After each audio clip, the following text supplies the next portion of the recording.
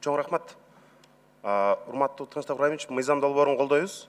Бүгүн мына 8-9 маселе ушул сот тармагы боюнча экен, ошон үчүн мен бир пикирим айтып коеюн дедим да. Мына сот тармагына каражат былтыркы жылга салыштырмалуу быйыл 35%га көп бөлүнгөнүн президент өзү дагы айтты. Тартип комиссиясынын жетекчиси да отурат бул жерде. Бирок эмнегедир коом эл сот тармагында бир адилеттүүлүк орноп баштаганын сезе элек азыр. Эч кандай. Саясий эркти беребиз деди, акчаны беребиз деди, бирок сот тармагында жылыш жок. Мына бир эле мисал айтайын. Тартип комиссиянын төрайымы сиз отурасыз. Президент Коопсуздук кеңешинде абдан таң калып айтты. Бул Алмаматов дегенди кантип бошотуп ийдиңер?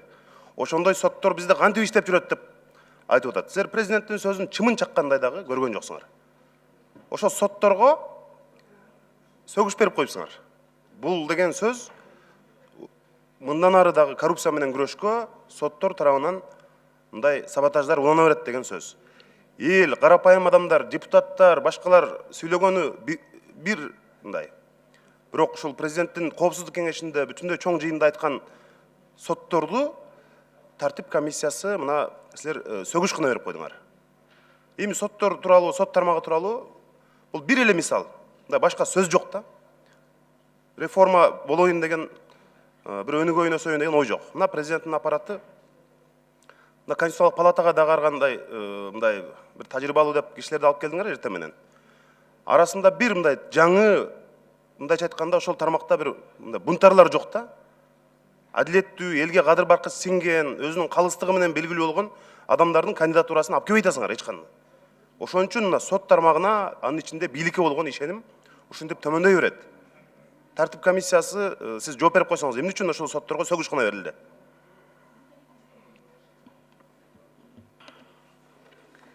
Саламатсызбы, урматтуу депутаттар.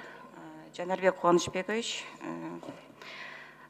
Судьялар кеңешине караштуу тартип комиссиясы жөнүндө закон боюнча тартип комиссиясынын мүчөсү 9 адамдан турат. Ал 3 адам сот системасынан, 3 адам жогорку кеңештен жана 3 адам президенттен. Жана ошондой эле бизде тартип комиссиясында баягы добуш менен чечилет. Ошол себептен добуш болгондуктан бул коллегиальный орган болгондуктан добуштун негизинде ошондой чечим кабыл алынды. 10 секунд кошуп коесузбу? Жогорку кеңештеги фракциялардагы анда өзүңөрдүн курамыңарды ушу тандоо кеңешиндеги тартип комиссиясындагы курамыңарды карап, ушул соттук реформага жогорку кеңештеги фракциялар дагы жоопту экенин унутпасак. Ошондуктан муну мага ким жооп берет? Бүгүнкү күнгө чейин соттордун чечимин, соттор чыгарган чечимдин канча пайызы аткарылып атат сот аткаруучулар тарабынан? Рахмат, Талды Гапырович.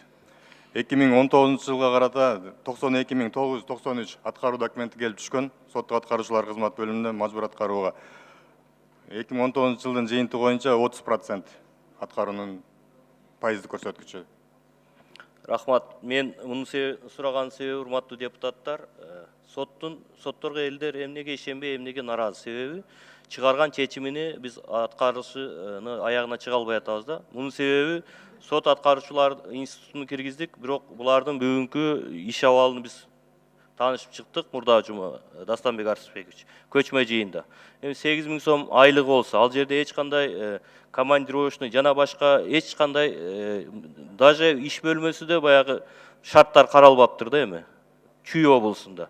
Алар соттун чечимин аткаруу үчүн бир эле айылга, же болбосо бир эле жерге 10 жолу барышы мүмкүн. Ал барып келген жол киресин эч мамлекет тарабынан төлөнбөсө, ал жерге башка финансылык колдоолор жок болсо, сөзсүз бул аткарылбайт да. Ошон үчүн биз биринчи буларга шартты түзүп беришибиз керек. Анын үчүн Минфин сиздер серьезный иштешиңиздер керек бул боюнча.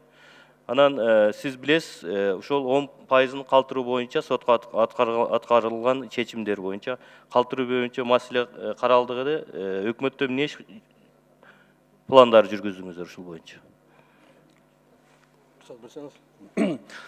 Урматтуу Табылды Гапырович, абдан туура маселени көтөрдүңүз.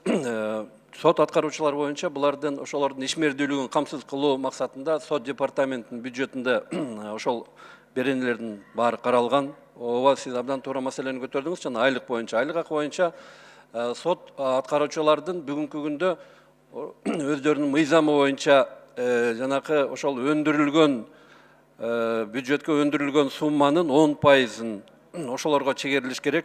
Тилекке каршы ал жанакы салыктык эмес кодексте кирбей калган. Ошондуктан бул маселе бүгүнкү күнгө чейин болуп өткөндө мына комитеттин көчмө жыйынындагы бул маселе боюнча абдан талкууланган болчу.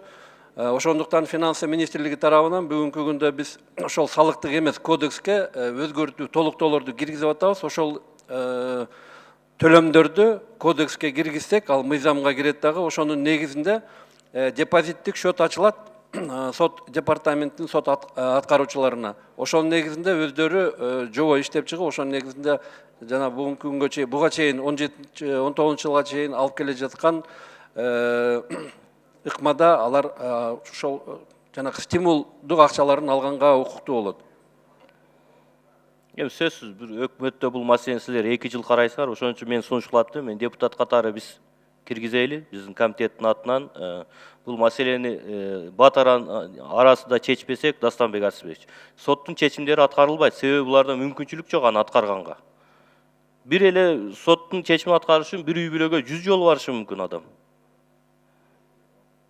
Боюнча Талдыкапырович, уже биз 2-3 депутат менен сүйлөшүп, аларга биздин сунуштарды бердик. Ошол сиздер аркылуу ошол батыраак чечилет экен. Буюрса бул маселе уже каралып атат. Чечип бериш керек. Андан сырткары мына соттор могу негизги 4 программа болуптур да, мына 2014-17 өнүктүрүү программасында ушуну аткарылды деп сиздер бүгүн ынанасыздарбы же ынанбайсыздарбы өзүңүздөр? Ушул багытта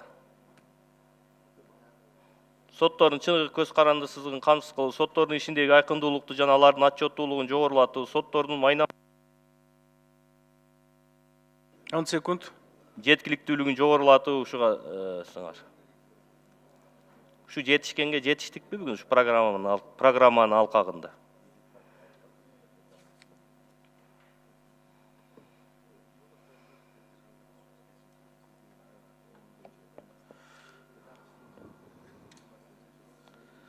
Бул программанын аткарылышы боюнча бул көпчүлүк бөлүгүнө жетиштик аткарганга.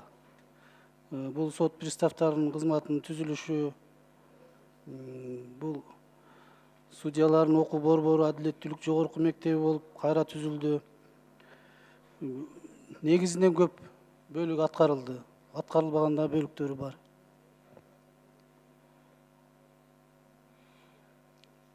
Бала ыйлабасы эмчек кайдан дейт. Ушундай олтура берсеңер силер өнүкпөйсүңөр. Ошон үчүн аракетиңерди кылышыңыздар керек. Биз колдоп берели. Рахмат. Кийинки сөз Бакиров Мирлан Исакбековичте. Рахмат, урматтуу төрага, саламатсыздар урматтуу депутаттар. Баяндама мындай кыска да болуп калды. Факт менен айтып койдуңуз, сиз мынча каражат бердик, мынча берип атабыз депчи. А ошол берилген каражат кандай эффект берди?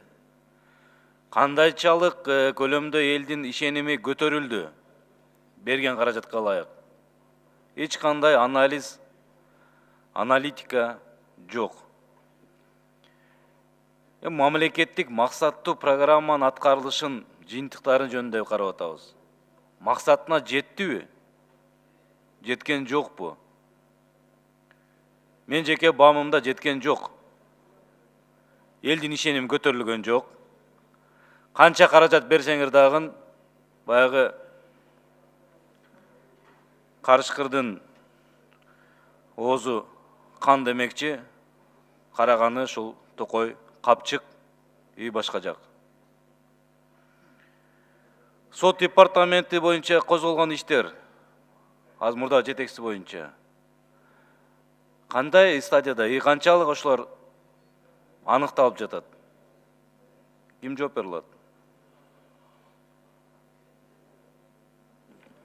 Урматтуу Мирлан Исакбекович, бүгүнкү күндө тергөө жүрүп жатат. Толук маалымат жок. Канча миллион сом тегерегинде маселе болуп атат ал жердечи? 3 миллион пара талап алынган деп айтылган. Андан башка бизде толук маалымат жок. 3 миллион сом бир департамент албетте тергөө аныктайт. Кийинки